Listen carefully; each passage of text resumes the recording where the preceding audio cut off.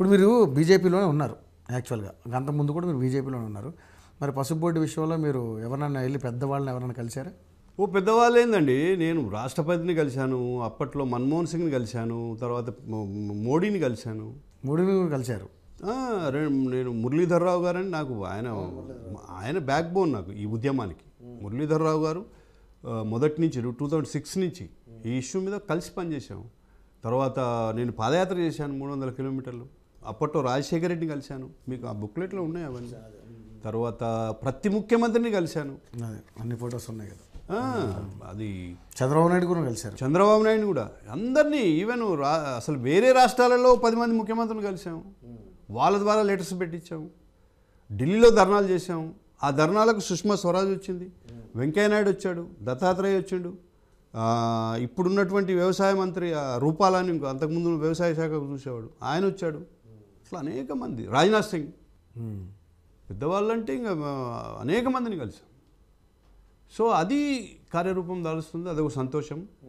రెండోది గల్ఫ్ కార్మికుల సంక్షేమ బోర్డు కూడా, అది కూడా పెద్ద మ్యాటర్ కాదు.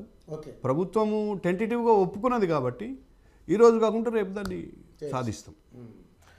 అంటే మీరు ఇందాక ఒక ఆవేదన వ్యక్తం చేశారంటే బోర్డులో ఏదైతే బడ్జెట్లో పెట్టలేదు, బడ్జెట్లు అంటే ఇంకా ప్రభుత్వము దానికి ఏదో ఇంట్రీమ్ బడ్జెట్ ఇస్తాము చేస్తామని అంటున్నారు.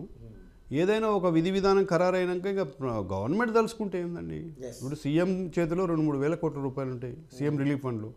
అవసరమైతే ఈ సంవత్సరానికి వాళ్ళకి చేయొచ్చు.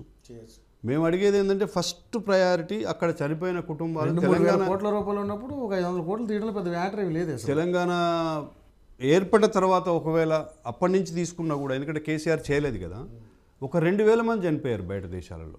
దాని డాటా ఉంది క్లియర్గా, మన ఎయిర్పోర్టులో రికార్డ్ చేస్తారు.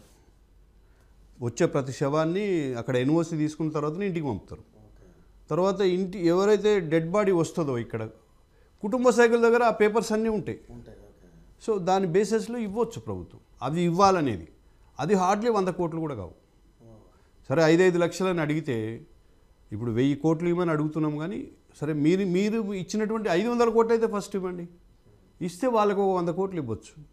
తర్వాత తిరిగి వచ్చిన వాళ్ళు ఉంటారు, వాళ్ళకు వాళ్ళ వెల్ఫేర్ కోసం వాళ్ళకి ఏదైనా తీసుకుంటే సబ్సిడీ మీద రుణాలు ఇవ్వడము, ఇట్లాంటివి కూడా చేయొచ్చు అనేది మా ఆలోచన. Super sir.